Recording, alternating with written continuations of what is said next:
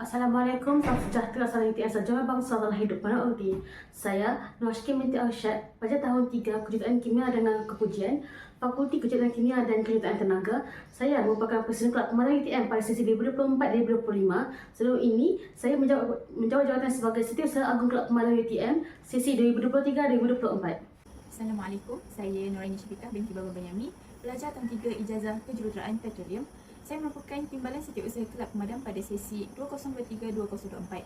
Pemadam UTM mulai ditubuhkan di UTM pada 29 Ogos 1998 bertujuan menjadikan mahasiswa sebagai ejen penggerak menyebarkan maklumat berkaitan bahayanya darwin. Kami di Barisan Kepimpinan Pemadam UTM sentiasa berpegang pada visi dan misi melaksanakan pendidikan dan pencegahan darwin untuk menyahut usaha kerajaan iaitu Data Terkawal 2025. UTM bukan sekadar sebuah kelab, tapi ianya merupakan platform yang membentuk diri saya menjadi pemimpin yang lebih baik dan lebih cekap meneruskan organisasi. Antara program telah kami jalankan termasuk yang pertama, Seminar Suicidal Awareness bertujuan untuk meningkatkan kesedaran tentang kesihatan mental.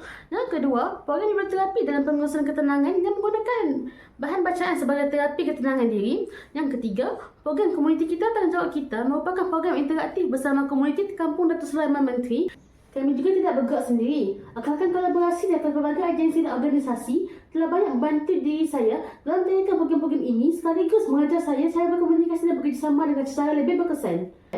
Saya berpegang kepada moto mencegah lebih baik daripada merawati.